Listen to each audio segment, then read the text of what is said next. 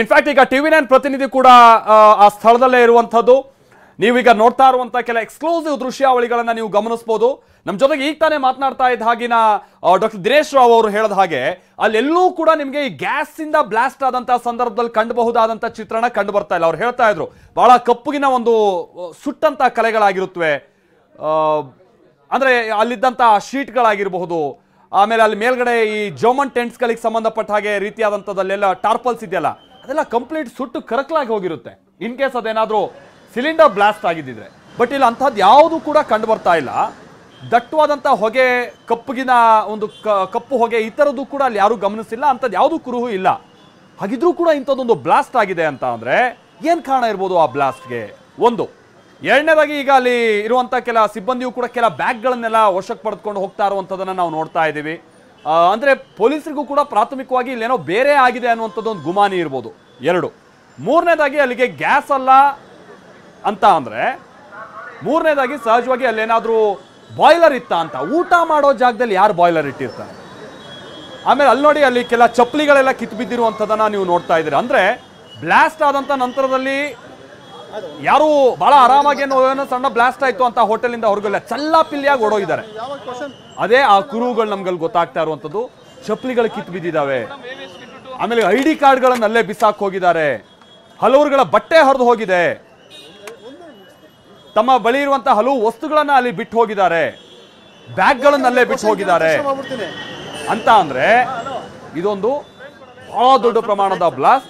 ಜನ ಚೊಲ್ಲಾಪಿಲ್ಲಿಯಾಗಿ ಓಡೋಗಿದ್ದಾರೆ ಅನ್ನುವಂಥದ್ದು ಬಹಳ ಕ್ಲಿಯರ್ ಆಗಿ ಇಲ್ಲಿ ಗೊತ್ತಾಗ್ತಾ ಇರುವಂತಹ ಸಂಗತಿ. ಊಟದ ತಟ್ಟೆ, ಲೋಟ ಎಲ್ಲ ಹಾಗೆ ಹೇಗಿದ್ದು ಹಾಗೆ ಅಲ್ಲಿ ಬಿಟ್ಟು ಹೋಗಿರುವಂಥದ್ದನ್ನ ಕೂಡ ನಾವಿಲ್ಲಿ ನೋಡ್ತಾ ಇದ್ದೀವಿ.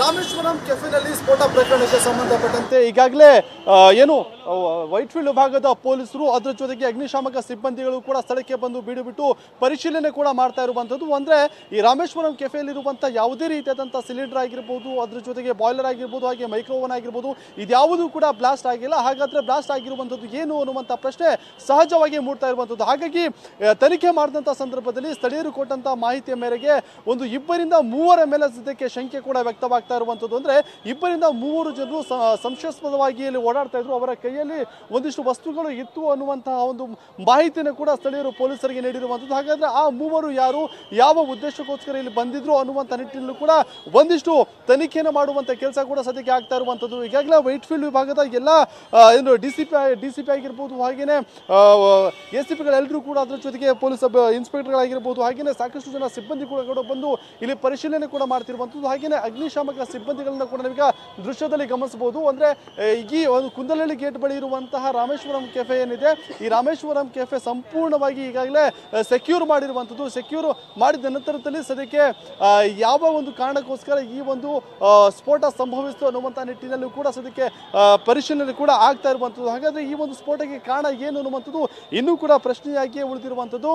ಈಗಾಗಲೇ ಹಿರಿಯ ಅಧಿಕಾರಿಗಳು ಕೂಡ ಸದ್ಯಕ್ಕೆ ರಾಮೇಶ್ವರಂ ಕೆಫೆ ಹತ್ತ ಸದ್ಯಕ್ಕೆ ಮುಖವನ್ನು ಕೂಡ ಮಾಡ್ತಾ ಇರುವಂಥದ್ದು. ಹಾಗಾದರೆ ಪೊಲೀಸರ ಒಂದು ಸಂಪೂರ್ಣವಾದ ತನಿಖೆಯ ನಂತರವಷ್ಟೇ ಈ ನಿಜಕ್ಕೂ ಕೂಡ ಘಟನೆಗೆ ಕಾರಣ ಏನು ಅನ್ನುವಂಥದ್ದು ಈಗ ಸ್ಪಷ್ಟವಾಗ್ತದೆ. ಅದರ ಜೊತೆಗೆ ಇಲ್ಲಿ ಗಾಯಗೊಂಡಂತಹ ಒಂದಿಷ್ಟು ಜನರನ್ನು ಕೂಡ ಈಗಾಗಲೇ ಸ್ಥಳೀಯ ಆಸ್ಪತ್ರೆಗೂ ಕೂಡ ರವಾನೆ ಮಾಡಲಾಗಿರುವಂಥದ್ದು. ಹಾಗೆಯೇ ಈ ರಾಮೇಶ್ವರಂ ಕೆಫೆಯ ಒಂದಿಷ್ಟು ಭಾಗದಲ್ಲಿ ರಕ್ತದ ಕಲೆಗಳು ಕೂಡ ಸದ್ಯಕ್ಕೆ ಇನ್ನೂ ಹಾಗೆ ಇರುವಂಥದ್ದು. ಹಾಗಾಗಿ ಈ ಎಷ್ಟು ಘಟನೆಗೆ ಕಾರಣ ಏನು ಅನ್ನುವಂಥ ನಿಟ್ಟಿನಲ್ಲೂ ಪೊಲೀಸರು ಸಂಪೂರ್ಣವಾದಂಥ ತನಿಖೆಯನ್ನು ಮಾಡ್ತಾ ಇದ್ದಾರೆ. ಮಾಲ್ತೇಶ್, ರಾಜಪ್ಪ, ಈಗ ನಾವು ಗಮನಿಸ್ತಿರೋ ಹಾಗೆ ಅಲ್ಲಿ ಬಹಳಷ್ಟು ಸಂಶಯ ಇದೆ. ಇಟ್ಟಂತ ವಸ್ತು ಏನು, ಜೊತೆಗೆ ಅಲ್ಲಿ ಆಗಿರುವಂತಹ ಬ್ಲಾಸ್ಟ್ ನ ಪ್ರಮಾಣ ನೋಡಿದ್ರೆ ಬಹಳ ಹೊತ್ತಿನ ಹಿಂದೆನೆ ಅಲ್ಲಿ ಆ ಬ್ಯಾಗ್ನ ಪ್ಲೇಸ್ ಮಾಡಿರುವಂಥದ್ದು ಇರ್ಬೋದು, ಸ್ಫೋಟಕವನ್ನ ಇಟ್ಟಿರುವಂಥ ರೀತಿಯ ಕಾಣಿಸ್ತಾ ಇದೆ. ಏನಾದರೂ CCTV ಫುಟೇಜ್ ಸಂಬಂಧಪಟ್ಟ ಹಾಗೆ ಇದೆಲ್ಲವನ್ನು ಕೂಡ ಈಗ ಕಲೆಕ್ಟ್ ಮಾಡುವಂಥದ್ದು ಆಗ್ತಾ ಇದೆ. ಏನಾದರೂ ಕ್ಲೂ ಸಿಗ್ತಾ ಇದೆಯಾ, ಯಾರು ಬಂದು ಹೋಗಿರ್ಬೋದು ಅಲ್ಲಿ ಏನು ಅಂತ?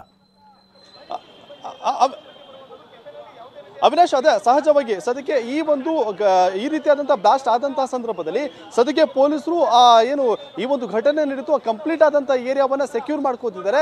ಹಾಗಾಗಿನೇ ರಾಮೇಶ್ವರಂ ಕೆಫೆಯಲ್ಲಿ ಸಾಕಷ್ಟು ಭಾಗಗಳಲ್ಲಿ CCTV ಕೂಡ ಇದೆ. ಆ ಒಂದು CCTVಯನ್ನ ಪರಿಶೀಲನೆ ಮಾಡುವಂತ ಕೆಲಸ ಈಗಾಗಲೇ ಆಗ್ತಾ ಇರುವಂತದ್ದು. ಅಂದ್ರೆ ಯಾವ ಒಂದು ಉದ್ದೇಶಕ್ಕೋಸ್ಕರ ಆ 2 ರಿಂದ 3 ಜನರು ಏನು ಬಂದಿದ್ರು ಅನ್ನುವಂಥ ನಿಟ್ಟಿನಲ್ಲಿ ನಿಟ್ಟಿನಲ್ಲೂ ಕೂಡ ಸದ್ಯಕ್ಕೆ ಆಗ್ತಾ ಇರುವಂಥದ್ದು. ಅದರ ಜೊತೆಗೆ ಸಾಕಷ್ಟು ಜನರು ಕೂಡ ಇಲ್ಲಿ ಸೇರಿರುವಂಥದ್ದು. ಅಂದ್ರೆ ಈಗಾಗಲೇ ಕೂಡ ನೀವು ದೃಶ್ಯದಲ್ಲೂ ಕೂಡ ಗಮನಿಸಬಹುದು, ಅಗ್ನಿಶಾಮಕ ಸಿಬ್ಬಂದಿಗಳು ಹಾಗೆ ಪೊಲೀಸರು ಎಲ್ಲರೂ ಕೂಡ ನೆರೆದಿರುವಂಥದ್ದು. ಹಾಗೆಯೇ ಒಂದಿಷ್ಟು ಜನ ಸ್ಥಳೀಯರು ಕೂಡ ಈ ಭಾಗದಲ್ಲಿ ಇರುವಂಥದ್ದು. ಅಂದ್ರೆ ಎಲ್ಲರನ್ನೂ ಕೂಡ ಒಂದು ರೀತಿಯಾಗಿ ಆತಂಕದ ರೀತಿಯಲ್ಲೂ ಕೂಡ ಸದ್ಯಕ್ಕೆ ನೋಡುವಂತಹ ಪರಿಸ್ಥಿತಿ ಇಲ್ಲಿ ಉಂಟಾಗಿರುವಂಥದ್ದು. ಏನು ಟ್ರಾಫಿಕ್ ಪೊಲೀಸರು ಕೂಡ ಈ ಭಾಗದಲ್ಲಿ ಬಂದು ಟ್ರಾಫಿಕ್ ಅನ್ನ ಕ್ಲಿಯರ್ ಮಾಡುವಂತ ಕೆಲಸ ಕೂಡ ಸದ್ಯಕ್ಕೆ ಆಗ್ತಾ ಇದೆ. ಅಂದ್ರೆ ಸದ್ಯಕ್ಕೆ CCTV ದೃಶ್ಯದ ಪರಿಶೀಲನೆ ಕೂಡ ನಡೀತಾ ಇದೆ. ಅಂದ್ರೆ ಮೇಲ್ನೋಟಕ್ಕೆ ಇದು ಯಾರೋ ಬೇಕು ಅಂತಲೇ ಸ್ಫೋಟವನ್ನ ಮಾಡಿರಬಹುದು ಅನ್ನುವಂತಹ ಒಂದು ಶಂಕೆ ಸದ್ಯಕ್ಕೆ ದಟ್ಟವಾಗ್ತಾ ಹೋಗ್ತಿರುವಂತದ್ದು. ಯಾಕಂತಂದ್ರೆ ಒಂದಿಷ್ಟು ಜನ ಸ್ಥಳೀಯರು ಕೂಡ ನಮ್ಮ ಒಟ್ಟಿಗೆ ಇದ್ದಾರೆ, ಅವ್ರನ್ನ ಕೂಡ ಮಾತಾಡಿಸುವಂತ ಕೆಲಸವನ್ನ ಮಾಡ್ತೀನಿ. ಯಾವ ಒಂದು ಎಷ್ಟೊತ್ತಿಗೆ ಮಧ್ಯಾಹ್ನ ಸುಮಾರು 1 ಗಂಟೆಗೆ ಈ ಒಂದು ಸ್ಫೋಟ ಏನು ಸಂಭವಿಸಿತು, ಆ ಒಂದು ಸ್ಫೋಟ ನಡೆದಂತಹ ಜಾಗದಲ್ಲಿದ್ದಂತಹ ಸ್ಥಳೀಯರು ಕೂಡ ಒಂದಿಷ್ಟು ಮಾಹಿತಿಯನ್ನು ಹಂಚ್ಕೋತಾ ಇರುವಂಥದ್ದು. ಅಂದ್ರೆ ಈ ಒಂದು ರಾಮೇಶ್ವರ ಕೆಫೆಯಲ್ಲಿ ಇರೋದು ಬಿಟ್ರೆ ಒಳಗಡೆ ಇದ್ದಂತಹ ಒಂದಿಷ್ಟು ಗ್ರಾಹಕರು ಹಾಗೇನೆ ಸಿಬ್ಬಂದಿಗಳೇನಿದ್ದಾರೆ ಅವರು ಕೂಡ ಸದ್ಯಕ್ಕೆ ಅವರಿಂದಲೂ ಕೂಡ ಪೊಲೀಸರು ಮಾಹಿತಿಯನ್ನ ಕಲೆ ಹಾಕೊಳ್ಳುವಂತ ಒಂದು ಕೆಲಸ ಕೂಡ ಸದ್ಯಕ್ಕೆ ಆಗ್ತಾ ಇರುವಂಥದ್ದು. ಸ್ಥಳೀಯರನ್ನ ಕೂಡ ಮಾತಾಡಿಸುವಂತ ಕೆಲಸವನ್ನ ನಾನೀಗ ಮಾಡ್ತೀನಿ. ಸರ್, ಎಷ್ಟೊತ್ತಲ್ಲಿ ನೋಡಿದ್ರಿ ನೀವು, ಯಾವಾಗ ಬಂದಿದ್ದು ಸರ್? ಇಲ್ಲಿ ಬಂದು ಒಂದು ಗಂಟೆ ಸರ್, 12:45 1 ಗಂಟೆ ಒಳಗಡೆ ಸೌಂಡ್ ಬಂತು ಇಲ್ಲಿ. ಆ ಸೌಂಡ್ ಬಂದಿದ್ದ ತಕ್ಷಣ ಫುಲ್ಲು ನಾವೆಲ್ಲ ಇಲ್ಲಿ ಸ್ಥಳೀಯರೆಲ್ಲ ನಾವು ಇಲ್ಲೇ ಇರೋದು ಬಂದು ನೋಡಿದ್ರಿ, ಫುಲ್ ಹೊಗೆ ತುಂಬಿಕೊಂಡಿತ್ತು. ಆಮೇಲೆ ನಾವು ಒಳಗಡೆ ಹೋಗಿ ಎಂಟ್ರಿ ಕೊಟ್ರಿ, ನಮ್ಮ 3 ಜನಕ್ಕೆ 4 ಜನಕ್ಕೆ ಏಟು ಬಿದ್ದಾಗಿದೆ. ಹಾಗೆ ನಾವು ನೋಡಿದ್ರೆ 3 ಜನ ಕರ್ಕೊಂಡು ಹಾಸ್ಪಿಟ್ಲ್ ಕಳಿಸ್ತೀರಿ. ಒಂದು ಲೇಡಿನ ಅಲ್ಲೇ ಬಿಟ್ಟಿದ್ರು. ಆವಾಗೂ ಆಂಬುಲೆನ್ಸ್ ವ್ಯವಸ್ಥೆ ಇಲ್ಲ, ಆಂಬುಲೆನ್ಸ್ ವ್ಯವಸ್ಥೆನೇ ಇಲ್ಲ ಇಲ್ಲಿ. ಆಮೇಲೆ ಲೋಕಲ್ ಇದನ್ನಲ್ಲಿ ಬಂದು ಒಂದು ಆಂಬುಲೆನ್ಸ್ ಮಾಡಿ ಅವ್ರನ್ನ ಲೇಡಿನ ಬುರುಕ್ಫೀಲ್ಡ್ ಹಾಸ್ಪಿಟ್ಲ್ ಕಳಿಸಿದೆ. ಅಲ್ಲಲ್ಲ, ಈಗ ಮೇಲ್ನೋಟಕ್ಕೆ ಏನನ್ಸತ್ತೆ, ಅದು ಒಂಥರ ಬಾಂಬ್ ಬ್ಲಾಸ್ಟರ್, ಅದು ಬಾಂಬ್ ಬ್ಲಾಸ್ಟ್. ಅದು ಬ್ಯಾಗಲ್ಲಿ ಮೆಟೀರಿಯಲ್ಸ್ ಇದೆ, ಎಲ್ಲ ಇದೆ. ಸಿಲಿಂಡರ್ ಅಂತೂ ಅಲ್ಲ, ಅಲ್ಲಿ ಇಲ್ಲಿ ಸಿಲಿಂಡರ್ ಅಲ್ಲ. ಜಾಗ ಹತ್ರ ಹೋಗಿ ನೋಡಿದ್ರ ನೀವು? ಯಾವ ಜಾಗದಲ್ಲಿ ಆಗಿರೋದು? ಇದೇ ಮೂಲೆನೆಲ್ಲ ಒಳಗಡೆ ಏನೇನಿತ್ತು ಅಲ್ಲಿ? ಸರ್, ಅಲ್ಲಿ ಬಂದು ID ಕಾರ್ಡ್ಗಳು ಬಿದ್ದಿದೆ, ಬ್ಯಾಗು. ಅಲ್ಲ, ಅಲ್ಲಿ ಯಾವ ಜಾಗ ಅದು? ಕೈ ತೊಳೆಯೋ ಜಾಗನ ಅಥವಾ ಹೋಟೆಲ್ ಕುತ್ಕೊಳ್ಳೋ ಜಾಗ, ಡಸ್ಟ್ಬಿನ್ ಜಾಗ, ಅಲ್ಲಿ ಆ ಜಾಗದಲ್ಲಿ ಸ್ಫೋಟ ಆಗಿರೋದು ಅಲ್ಲೇ. ಅಲ್ಲಿ ಇದು ಗ್ರಾನೈಟ್ ಎಲ್ಲ ಬ್ಲಾಸ್ಟ್ ಆಗಿದೆ ಅಲ್ಲಿ. ಯಾರು 2-3 ಜನ ಬಂದಿರು ಅಂತ ಹೇಳ್ತಾರೆ, ಹೌದಾ? ಸರ್, ಯಾರು 2-3 ಜನ ಬ್ಯಾಗ್ ತಗೊಂಡ್ ಬಂದಿರು ಅಂತ ಹೇಳ್ತಾರೆ, ಹೌದಾ? ಸರ್, ಅದು 2-3 ಇಲ್ಲೆಲ್ಲ ಬ್ಯಾಗ್ಗಳು ತಗೊಂಬರಾರೆ ಊಟ ಮಾಡಕ್ಕೆ. ಸುಮಾರು 10,000 ಜನ ಊಟ ಮಾಡ್ತಾರೆ ಒಂದು ಟೈಮ್ಗೆ. ಇಲ್ಲಿ ಯಾರು ತಂದು ಇಟ್ಟಿದಾರೋ ಗೊತ್ತಿಲ್ಲ. ನೋಡಿ ಸರ್, ಏನ್ ಅನ್ಸುತ್ತೆ ಇಲ್ಲಿ ನೀವು ಘಟನೆ ಆದಾಗ ನೀವು ಎಲ್ಲಿದ್ರಿ ಅಂತ? ಸರ್, ನನ್ನ ಹೆಸರು ಶಬರೀಶ್ ಅಂತ. ಸೊ ನಾವು ಘಟನೆ ಈಗ ತುಂಬ ದೊಡ್ಡ ಜೋರು ಮಟ್ಟದಲ್ಲಿ ಸೌಂಡ್ ಬಂತು. ಸೌಂಡ್ ಬಂದಿದ್ರಿಂದ ನಾವು ಇಲ್ಲೆಲ್ಲ ಬಂದು ರಶ್ ಮಾಡಿದಾಗ ಸೌಂಡ್ ಬಂದಾದ್ಮೇಲೆ ತುಂಬ ದೊಡ್ಡ ಹೊಗೆ ವಾತಾವರಣ ನಿರ್ಮಾಣ ಆಗಿತ್ತು, ಕಪ್ಪು ಹೊಗೆ. ಅದಾದಮೇಲೆ ಒಳಗಡೆ ಹೋದಾಗ ಸುಮಾರು ಜನಕ್ಕೆ ಇಂಜುರೀಸ್ ಆಗಿತ್ತು. ಇಂಜುರೀಸ್ ಆಗಿ ಅವ್ರನ್ನ ಹಾಸ್ಪಿಟಲ್ಗೆ ರಶ್ ಮಾಡೋ ಕೆಲಸ ಹೋಟೆಲ್ ಸಿಬ್ಬಂದಿ ಯಾರೂ ಮಾಡಿರಲಿಲ್ಲ. ಇಲ್ಲಿ ಸ್ಥಳೀಯರೆಲ್ಲ ಸೇರಿನೇ ಅವ್ರನ್ನೆಲ್ಲ ಹೋಟೆಲ್ಗೆ ರಶ್ ಮಾಡಿದ್ದು, ಹಾಸ್ಪಿಟಲ್ಗೆ ರಶ್ ಮಾಡಿದ್ದು. ಇದು ಹೋಟೆಲ್ ಸಿಬ್ಬಂದಿ ಏನಕ್ಕೂ ಏನೇ ಈ ಕಸ್ಟಮರ್ಗೆ ಏನಾದ್ರು ಸೌಕರ್ಯಗಳು ಕೊಡ್ಬೇಕಾದ್ರೆ ಏನು ಕೊಟ್ಟಿಲ್ಲ. ನಾನು ಹೇಳ್ತಿರೋದೇನಂದ್ರೆ, ಆ ಘಟನೆ ಆಯ್ತಲ್ಲ, ಆ ಜಾಗ ಹತ್ರ ಹೋಗಿ ನೋಡಿದ್ರ ನೀವು? ಹೆಂಗಿತ್ತು ಅಲ್ಲಿ? ಸರ್, ಗ್ರಾನೈಟ್ಸ್ ಎಲ್ಲ ಬ್ಲಾಸ್ಟ್ ಆಗಿದಾಗ ಹೆಂಗಾಗುತ್ತೆ, ಗ್ರಾನೈಟ್ಸ್ ಎಲ್ಲ ಪುಡಿ ಪುಡಿ ಆಗಿತ್ತು. ಬ್ಯಾಗ್ಸು, ID ಕಾರ್ಡ್ಸ್ ಎಲ್ಲ ಛಿದ್ರ ಆಗಿತ್ತು ಸರ್. ಬ್ಯಾಗ್ ಅಲ್ಲಿ ಯಾರೋ ಏನೋ ಇಟ್ಟಿದ್ರು ಅಂತ ಹೇಳ್ತಾರೆ, ಆತರ ಏನಾದ್ರು ಕಾಣಿಸ್ತಾ ಇಲ್ಲ? ಅದು ನಮಗೆ ಗೊತ್ತಾಗಲ್ಲ, ಅದು ನೀವು ಅವ್ರ ಇನ್ವೆಸ್ಟಿಗೇಷನ್ ಟೀಮ್ನವ್ರ ಆತರ ಕಾಣಿಸ್ತಾ ಅಂತ ಹೇಳಿ ಬ್ಯಾಗ್ ಇರೋ ತುಂಡುಗಳೆಲ್ಲ ಕಾಣಿಸ್ತು. ಅದಾದ್ಮೇಲೆ ID ಕಾರ್ಡ್ಸ್ ಎಲ್ಲ ಬಿದ್ದಿತ್ತು. ಆಮೇಲೆ ಮೈಕೈ ಎಲ್ಲ ಗಾಯ ಆಗಿತ್ತು ಜನಗಳಿಗೆ. ಟೋಟಲ್ ಎಷ್ಟು ಜನ ಗಾಯ ಆಗಿತ್ತು ಸರ್? 5ರಿಂದ 6 ಜನಕ್ಕೆ ಸರ್, 5ರಿಂದ 6 ಜನ ಗಾಯ ಆಗಿತ್ತು. ಅದರಲ್ಲಿ ಒಂದು ಹೋಟೆಲ್ ಸಿಬ್ಬಂದಿ 1-2, 5ರಿಂದ 6 ಜನ ಸ್ಥಳೀಯರು ಇನ್ ದ ಸೆನ್ಸ್ ಕಸ್ಟಮರ್ಸ್. ನೀವೆಲ್ಲಿದ್ರಿ ಸರ್ ಆ ಟೈಮಲ್ಲಿ?